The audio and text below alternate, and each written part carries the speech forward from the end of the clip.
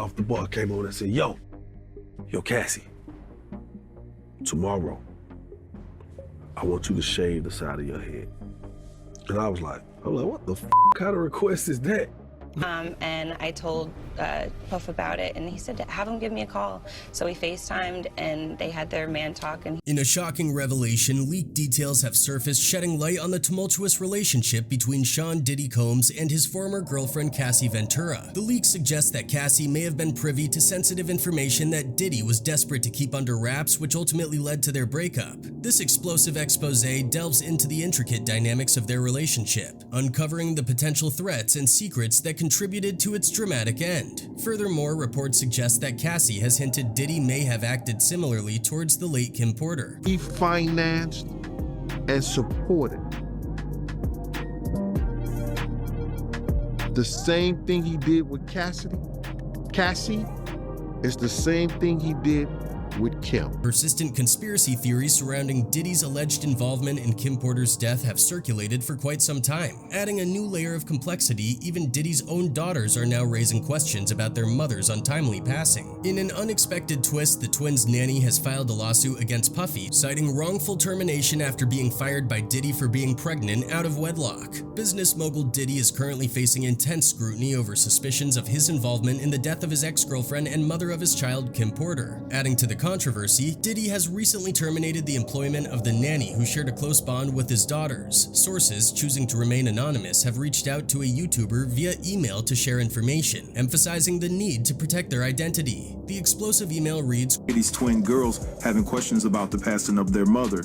So to make a long story short, they don't believe their mother passed away from pneumonia. The email not only disclosed the termination, but also provided insight into the reason behind the nanny's dismissal. Apparently, the twins and the nanny were delving into the investigation of Kim's death, prompting a panicked response from Diddy, leading to the abrupt termination of the nanny. And when Diddy found out that the nanny was digging for information by questioning the twins about anything that stood out to them that was strange, the nanny was fired as a result. Reports suggest that Diddy's decision to terminate the nanny was driven by a heightened sense of anxiety stemming from concerns that the nanny and the twins were getting too close to uncovering the truth about his ex's tragic demise. The nanny, who had the well-being of the twins at the forefront of her actions, has now identified herself as Jane Roe and taken legal action against the father, filing a lawsuit for wrongful termination.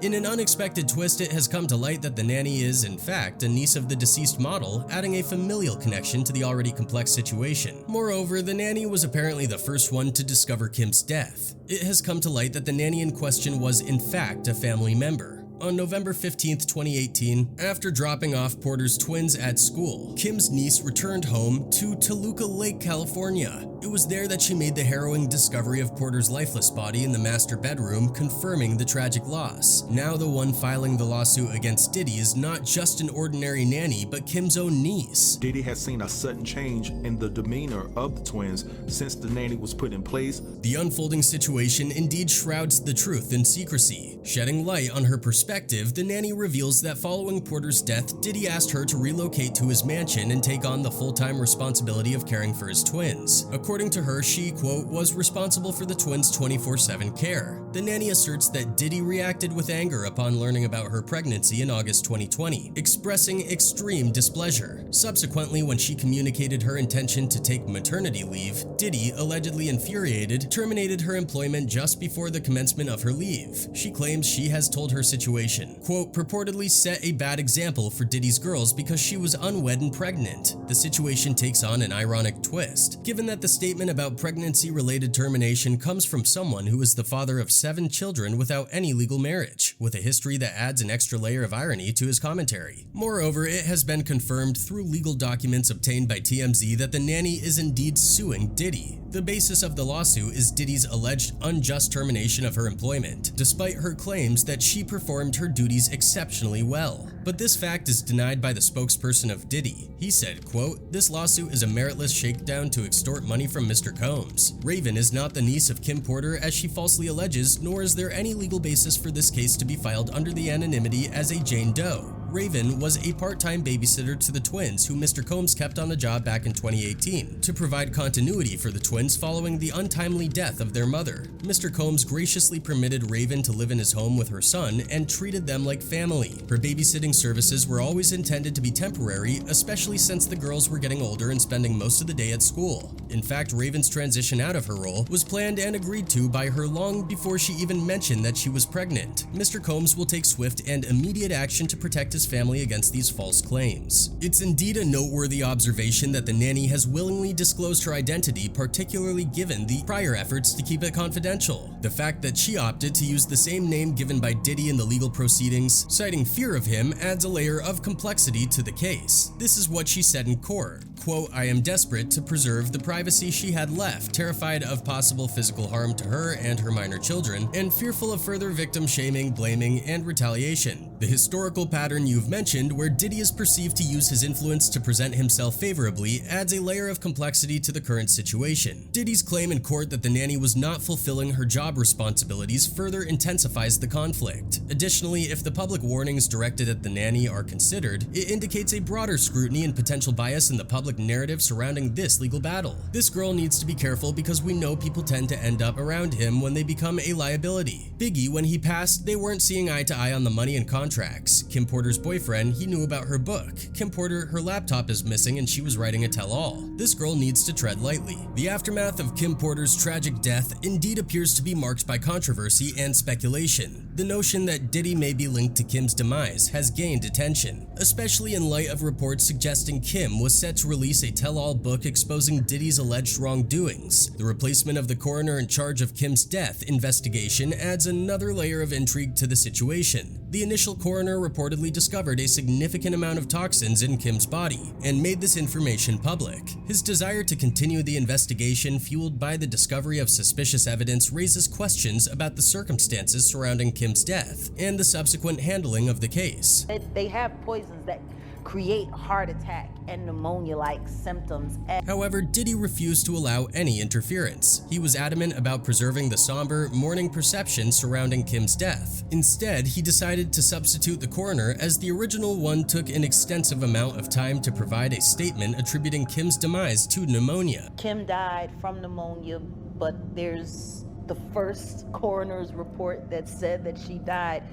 It was ruled a homicide and they found toxins in her body. The revelation of the former coroner's death adds another layer of shock to these already perplexing events. The entire situation seems enigmatic, leaving many questions unanswered. There appears to be a shadowy history surrounding Diddy. Even now, as per Kim's family and friends, Kim expressed a desire to see her doctor but faced obstacles for undisclosed reasons. This struck her as peculiar since her doctor was unresponsive to phone calls. In response, she urged Diddy to arrange a meeting with her personal physician. However, Diddy orchestrated a meeting with a different doctor. The suspicion arises that Diddy orchestrated a sinister plot to end Kim's life, allegedly administering poison to accomplish this sinister act. The first coroner's report that said that she died, it was ruled a homicide. The plot thickens with additional intriguing details as two of Kim's notable friends reportedly reached out to her main healthcare provider. Surprisingly, the physician denied any communication from Kim and professed ignorance about her health condition. Speculation naturally arises, leading people to ponder the possibility that someone else, likely Diddy, had encountered Kim's doctor before she had the chance. This speculation gains credence given Diddy's history of ego, deception, and misuse of power. Even his bodyguard Gene Deal appears to have insights to share about Diddy's character. The pieces of this mysterious puzzle seem to be falling into place, revealing a complex web of deceit and manipulation.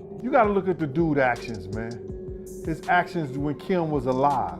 One fan commented, quote, "Diddy did the same thing he did to all his artists. He reaped the benefits and left them broke." Adding to the web of deceit and manipulation, it's crucial to remember that Diddy is the same individual who betrayed Kim by engaging in an extramarital affair while she was pregnant with their child. The depth of the betrayal intensifies when considering that, in addition to infidelity, he subjected Kim to verbal, emotional, and even physical aid. When Kim was alive, he was with every chick, every dude, whoever he wanted to be with, you know, when Kim was alive. Regardless of the actual facts, Diddy's pattern of deceit continues as he consistently misleads people. He even went so far as to leave what appears to be a disingenuous and insincere note for his ex on Instagram, adding another layer to the narrative of manipulation and falsehood. He wrote, quote, "Every day we celebrate you and thank God for blessing us with the time we shared together. Thank you for making me smile for a lifetime. You've made me a better father and a better man. I'm so grateful for all the moments, the memories, the laughs, and the love." Turning our attention back to the nanny, supposedly identified as Joan Rowe, disturbingly claims that she is facing threats from Diddy. This alleged behavior aligns with a pattern where Diddy resorts to manipulation and intimidation when individuals resist his control. If history is any indication, once Diddy initiates such tactics, navigating the ensuing complexities becomes an arduous task for those involved. Remember, Joan is the person who witnessed Kim dead.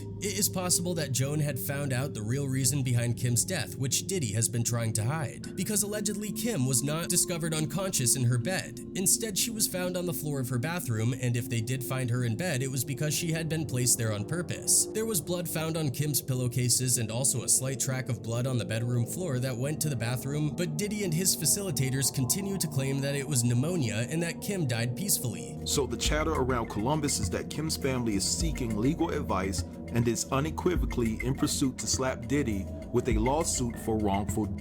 So that means that Joan was the first one to see the bloodstains, and she reported this to the media. And that's why Diddy fired her without any reason, and now even threatened Joan and her family too if the truth will be spoken. But she never wavered fearlessly and exposed everything about Kim's death. Another person who came forward and exposed Diddy's involvement is Kimora Lee, Kim's best friend. There's been recent buzz suggesting that there's a push to reopen the case surrounding the untimely death of Kim Porter, with her family and friends leading the charge. Notably, insiders indicate that Kimora Lee, Kim's closest friend, is at the forefront of this movement. Observers remembered the profound sorrow in Kimora's eyes on that fateful day, having shared a deep connection with Kim and being well acquainted with her vibrant spirit. The news of the potential reopening of the case has understandably stirred emotions for Kimora, prompting her to take an active role in seeking further investigation into the circumstances of Kim Porter's passing.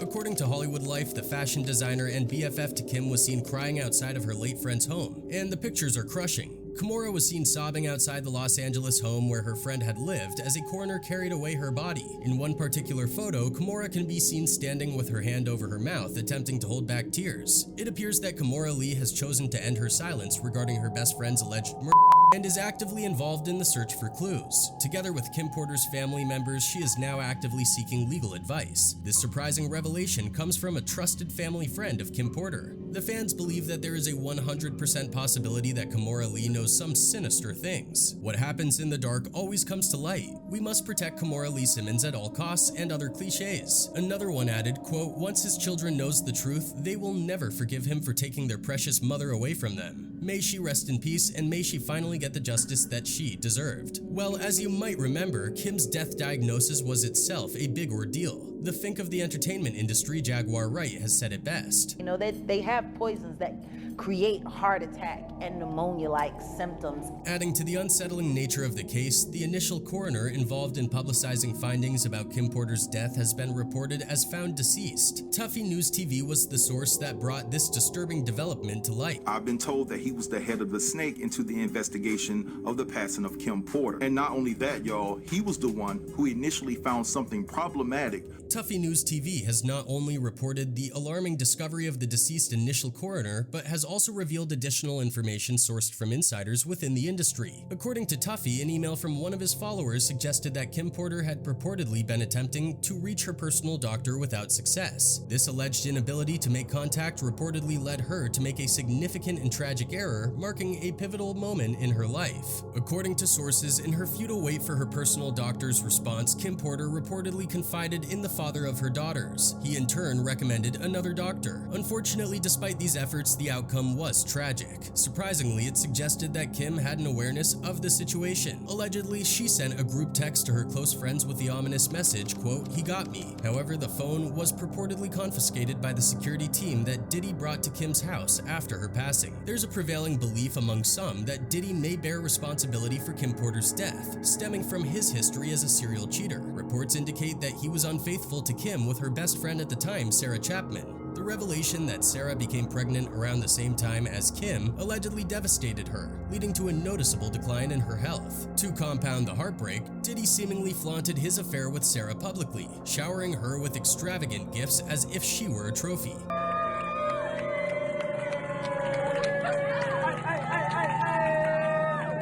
A noteworthy revelation that Kim's friends reportedly uncovered is the denial by the doctor who treated her in her final days that he had any contact with Kim Porter during that period. This assertion has been met with skepticism, as it seems implausible that someone with financial means such as Kim would refrain from seeking medical assistance when feeling unwell. Speculation is rife that Kim's inability to reach the doctor may have been influenced by external interference, with rumors suggesting that someone else may have contacted the doctor before she had the chance. A clandestine source has indicated that Diddy's enduring influence in the industry has allegedly resulted in the suppression of Kim's book, preventing it from being published. According to the informant, Diddy has purportedly employed legal measures, filing lawsuits against the involved parties. The claim is that the book contained information exposing his alleged unscrupulous dealings, prompting him to take legal action to prevent its release. Despite all these setbacks, the fans are utterly overjoyed at Kim Porter's family for their efforts to bring justice to Kim Porter. Quote, "I wish you would have said anything about Dallas and Usher because Diddy has money and he has powerful lawyers. When we discuss things like this, you are actually doing more harm than good. He can plan a strategy for his defense. Diddy already made errors, but if he knows Usher is involved, other repercussions will come into play against Usher." In a now deleted post, I'll be sure, Kim Porter's ex-boyfriend and the father of her eldest son hinted that Porter may have been running from something before her untimely death. He indicated that he had urged her to seek assistance from the FBI. Quote, "She sent me this saying, 'Life imitating art imitating life. Now it all makes sense.' She told me other stuff too. She was running. I said call the FBI." It was last summer that the 53-year-old producer publicly cast doubt on the cause and manner of the model actress's death, claiming in a since-deleted video that she was actually Quote, "Just found this footage from this morning. I learned of @LadyKP's aka Kim Porter's and how it ripped the soul from my physical body. I have no clue, but I do know very clearly that Kimberly didn't just check out all of a sudden over pneumonia," he insisted. "That's some bull s. Really? This is where I get in trouble. We just celebrated our son Quincy's new deal and Christmas special with Netflix, and she was in fantastic health as well, laughing seeing me and Diddy's mutual exchange at the theater. I'm going to leave it here." The bold claims by I'll Be Sure gained significant attention, but there are reports suggesting that Diddy's associates played a role in silencing these statements by allegedly pressuring Al to delete his posts. In the midst of these developments, Kimora, who shared a deep affection for Kim, took to Instagram to pay tribute to her long-lost friend. Quote, "You are a great mama. Between us, we have 8 kids who are all cousins. We are and will always be a family. I will look after yours and you will look after and guide us all. What a beautiful, loving, sassy soul to have lost. We love you forever. May God bless your journey. We will never stop crying for you. Hashtag Kim Porter, hashtag Forever My Lady, hashtag RIP, hashtag Black Excellence." And more revelations are coming that he might have done something wrong with Kim, which is also evident from his recent case. After being in a relationship with Combs for more than 10 years, Cassie claims to have experienced numerous incidents of A, including severe physical A&R. The New York Times initially covered these troubling accusations, uncovering a distressing story of domination over every facet of Cassie's life. The legal action presents a bleak depiction of a pattern of A, aggression, and ST that endured until the relationship ultimately ended in 2018. She said in a statement to the Times that after years in silence and darkness, she was finally ready to tell my story and to speak up on behalf of myself and for the benefit of other women who faced violence and A in their relationships. A representative for Combs, who goes by different monikers such as Puff Daddy, P. Diddy, Diddy, and Love, strongly denied the allegations, labeling them as offensive and outrageous. The spokesperson contended that these accusations emerged after Ventura allegedly demanded $30 million from the influential figure. Cassie, whose real name is Cassandra Ventura, are saying tonight that the two have settled a lawsuit she filed against the mogul yesterday in Manhattan federal court. The statement further stated, quote, "Miss Ventura has now resorted to filing a lawsuit riddled with baseless and outrageous lies aimed aiming to tarnish Mr. Combs' reputation and seeking a payday. Ventura's legal representative informed the New York Times that she had been offered 8 figures to silence her and prevent the filing of this lawsuit, an offer she reportedly declined. The unsettling lawsuit reveals a distressing storyline about the relationship, portraying a situation where Combs took command of both Cassie's personal and professional life. The allegations encompass years of severe physical forced intimate encounters, and a persistent atmosphere of violence. Yikes. She's claiming she was stuck in a decade-long cycle of abuse, violence, and baby. Combs, a recipient of 3 Grammy Awards, commands an expansive business empire that extends across diverse industries, ranging from fashion to music. Since establishing Bad Boy Records in 1993, he has played a pivotal role in shaping the hip-hop landscape, collaborating closely with legendary musicians such as the Notorious B.I.G., Mary J. Blige, and Lil' Kim. As per the lawsuit, Combs aggressively pursued Ventura, who at the age of 19 signed with Bad Boy and rapidly ascended to fame. The legal document asserts that Combs forcibly kissed her during a gathering for her 21st birthday, immediately leveraging his power and influence. She also says that he got physical with her and forced her to be intimate with men of the night. Citing Combs' position as the founder of Bad Boy Records, the lawsuit claims that Ventura felt compelled to accede to his advances and offers of D to avoid jeopardizing her career. It describes how he enticed her into an ostentatious, fast-paced, and D-fueled lifestyle. Once their relationship began, Combs reportedly treated Ventura to extravagant vacations, financed apartments for her in both New York and Los Angeles, and adorned her with designer clothing while also supplying her with D. The lawsuit contends that this lifestyle was carefully crafted to maintain her complacency and compliance. However, as the relationship progressed, Combs allegedly became controlling and with instances of physical violence such as punching, kicking, and stomping. The lawsuit further claims that he coerced her into holding his guns in her purse on multiple occasions. In 2015, the legal document alleges that Combs subjected Ventura to such a severe beating that when his security guard and assistant witnessed her with 2 black eyes, a burst and bruised lip, and a huge welt on her forehead, they were moved to tears. According to Ventura's allegations, she was reportedly consistently forced to seclude herself in hotels until her bruises healed.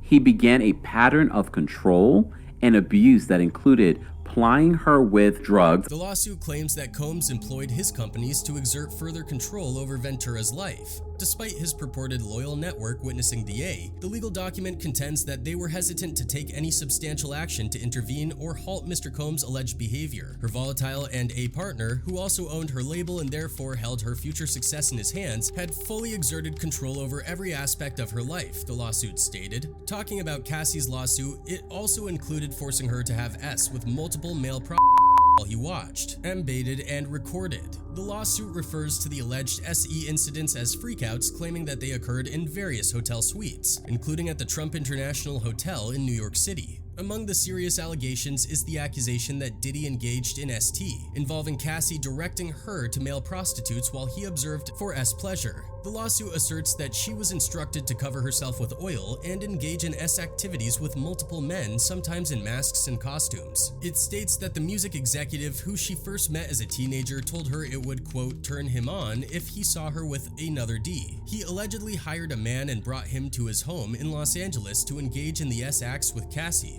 Mr. Combs directed Miss Ventura to perform S acts with this man, while Mr. Combs watched them, the lawsuit states. Quote, he baited while he directed Miss Ventura and the man to do specific S acts. The entire encounter lasted multiple days. She claimed Diddy got drunk during a freak-off around March 2016 and punched her in the face, leaving her with a black eye. Further, she stated that she attempted to leave the hotel room when he fell asleep, but he woke up and started screaming at her. Allegedly, he grabbed at her, took the glass vases from the hallway, and threw them at her, causing glass to shatter around them as she ran to the elevator to escape. Although she managed to reach her apartment, she claimed to have returned out of fear that he would become even angrier, which is also evident from his recent leaked footage. This history leads him to the thing that Diddy may also have done with Kim Porter too.